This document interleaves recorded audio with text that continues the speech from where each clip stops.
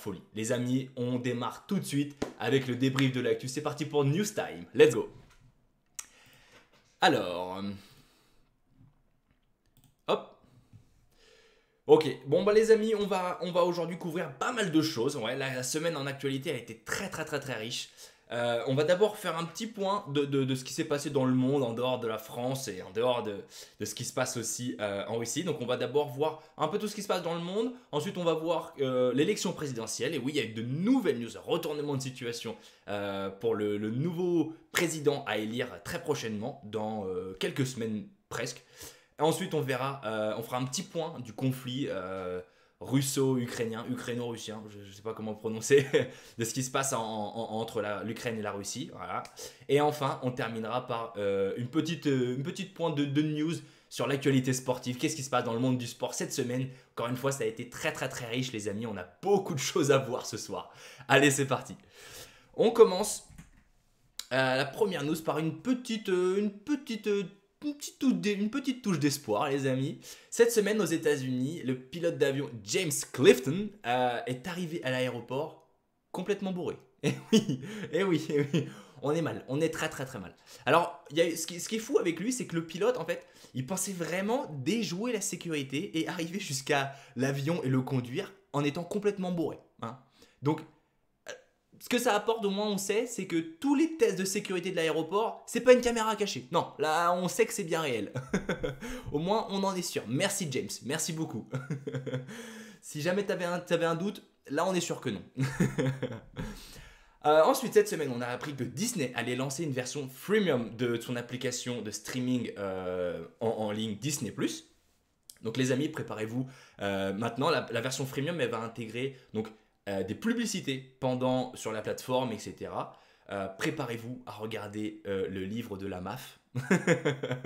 Exactement, on va pouvoir aussi revoir d'anciens films qu'on a beaucoup aimés, comme Captain America et le soldat de Lidl. Ou encore même découvrir de nouveaux épisodes de la nouvelle série The Book of Uber Eats. Les amis, j'ai très hâte. J'ai très hâte de voir ce que ça va donner les publicités sur Disney+. Ça va être fou. Toujours du côté des États-Unis, président américain Donald Trump a déclaré cette semaine que les États-Unis devraient repeindre leurs avions en ajoutant le drapeau de la Chine et attaquer la Russie avec ces mêmes avions. Voilà. Voilà, il n'y a pas de chute, c'est déjà la chute. Hein. Les amis, je rappelle que sa réélection à Donald Trump s'est jouée à ça, stop the count. Hein. Non, je reformule. Je rappelle que la guerre nucléaire s'est jouée à ça. On est passé à ça de Trump qui envoie des avions avec la Chine sur Poutine. Ok, super.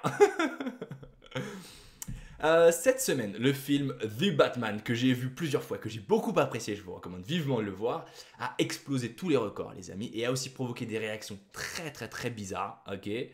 Durant un visionnage du film dans un cinéma au Texas, une vraie chauve-souris s'est infiltrée dans la salle de cinéma. Alors, il nous avait prévenu une expérience immersive, hein, mais à ce point, j'étais pas prêt.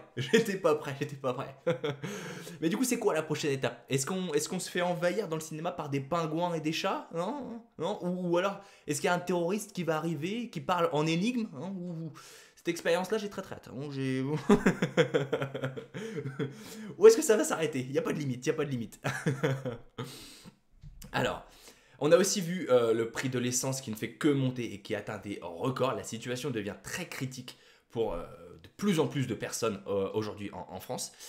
Ce qu'on peut faire, c'est de proposer un reconfinement. Voilà, un reconfinement pour éviter de prendre la voiture. Comme ça, c'est fait. Voilà. Cette fois, au moins, on aura une preuve concrète de ce pourquoi on est reconfiné. Voilà, c'est le petit détail par rapport au reconfinement d'avant. Non, mais en y réfléchissant bien, la manif, elle aurait pas trop de gueule. Non, c'est vrai. Tu vois, la manif, ça donnerait un truc du genre confinement, restons chez nous. Parce que l'essence ça coûte trop cher. Confinement. Non, ça marche pas. Y a pas la phrase d'accroche. Faut encore bosser le truc. Faut encore y réfléchir. Non. Pour nous rassurer, le gouvernement cette semaine a pris la parole. Bruno Le Maire, ministre de l'économie, nous a déclaré cette semaine, je cite, La situation du pétrole est comparable à un choc pétrolier. On est cuit. On est mort. C'est ça, c'est exact. Il a dit exactement ça mot pour mot. Donc après une guerre sanitaire et actuellement une probable future guerre avec la Russie, son meilleur argument c'est on traverse un choc pétrolier. Merci monsieur le maire, merci beaucoup. Vous devez être vraiment un père exemplaire, un père rassurant vraiment avec vos enfants, ça doit être magnifique à voir. N'importe quoi. Allez, avant de passer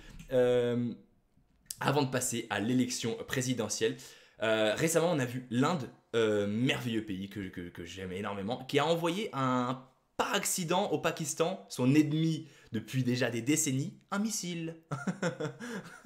Alors ils se sont excusés, dénonçant un dysfonctionnement technique lors d'un contrôle de routine. Alors maintenant on le sait du coup, en Inde, hein, ce sont les enfants qui gèrent les armes du pays. Voilà, on le sait. à la gestion des armes, du coup, on est là, on a des situations comme oh, mais qu'est-ce que ça fait si j'appuie sur ce bouton-là? Oh, tiens, ça clignote, c'est marrant. Qu'est-ce que j'ai fait si j'appuie là? Oh, tiens, celui-là, il est rouge avec un champignon dessus. Oups. Oups. N'importe quoi.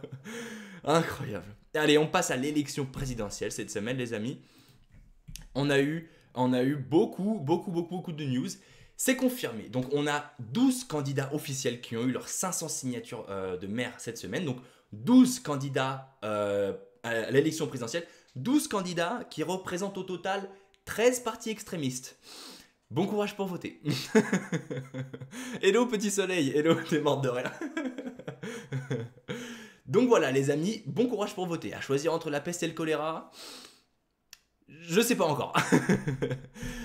Emmanuel Macron, cette semaine, refuse de participer au débat du premier tour. La raison qu'il a annoncé, c'est qu'aucun président, candidat, donc, ne l'a fait jusqu'ici. Donc, il ne voyait pas pourquoi il était obligé de se présenter au débat du premier tour non plus. Les amis, c'est le raisonnement le plus stupide qu'on n'a jamais entendu. Si personne l'a fait, alors j'ai pas à le faire. Mais dans ce cas-là, il fallait quitter la première dame avant de devenir président. Hein. Non, parce que ramener sa prof de français à l'Élysée, je confirme, ça s'est jamais vu. Non, c'était la première fois. C'était la première fois. Vraiment. Non, mais ça marche pas. Un président français, ça innove, ça va de l'avant, ça propose des choses. Tu vois. Avec Monsieur Hollande avant Monsieur Hollande avant, les présidents, ils n'allaient pas porter des croissants à leur maîtresse. Non, on innove, voilà. Avant Monsieur Sarkozy, les présidents français, ils portaient pas un bracelet électronique à la cheville. Mais on innove, voilà. Tout est possible. C'est la France, la Startup Nation, les amis. Allez, on va faire un petit point sur le conflit en Russie. Donc cette semaine, lors de la Coupe du Monde de gymnastique à Doha, le gymnaste russe Ivan Kouliak a terminé 3e et est monté sur le podium avec la lettre Z qu'on peut voir ici sur le torse.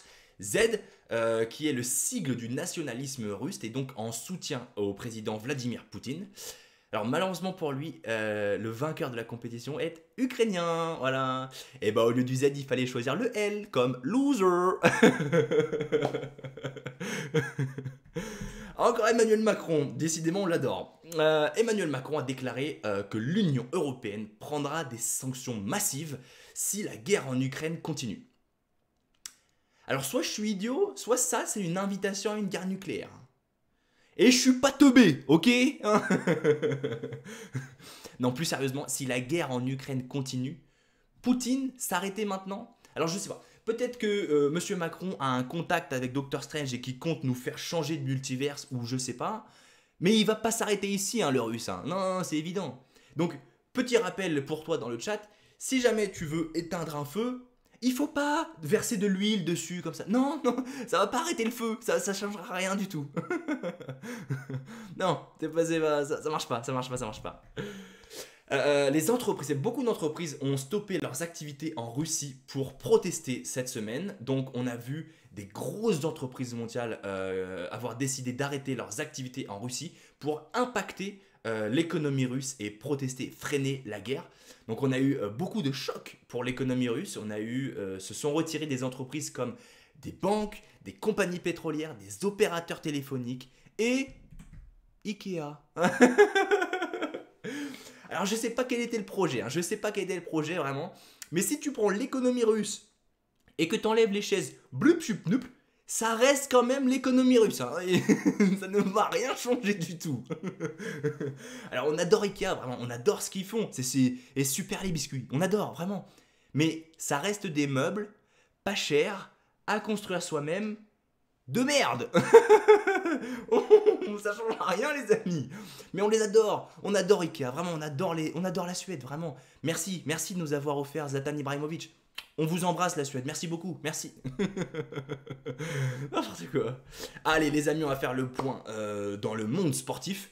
Coup de tonnerre dans le monde sportif professionnel. Après l'exclusion des sportifs russes aux Jeux paralympiques, cette semaine ont été exclus des championnats internationaux les chats russes. Oh non, non, merde, non. Pas les chats, non, putain. Vraiment la guerre, oh là là, ça fait des dommages collatéraux catastrophiques. Oh là là. N'importe quoi. Les chats russes. On a vu aussi le sportif de joueur de foot américain Calvin Ridley avoir été suspendu cette semaine de match pendant le restant de la saison professionnelle pour avoir effectué des paris sportifs sur les matchs de football. Alors, la rumeur dit qu'il aurait parié contre son équipe suite à une conversation qu'il aurait eue avec un de ses coéquipiers. Hein. Donc la scène, ça donnerait un truc du genre qu'est-ce qui se passe, Chris? T'es triste, ta femme t'a quitté? Oh, mais tu vas mal jouer, toi. Oh, mais tu vas très très très mal jouer, toi. 2000 € sur la blessure. Allez. N'importe quoi, qu'est-ce que c'est idiot. Cette semaine, retentissement dans le monde du football professionnel. Cette semaine a eu lieu un énorme match de football. Match retour du 8e de finale de la Ligue des Champions. Alors le match affrontait le Real Madrid face au PSG Paris Saint-Germain.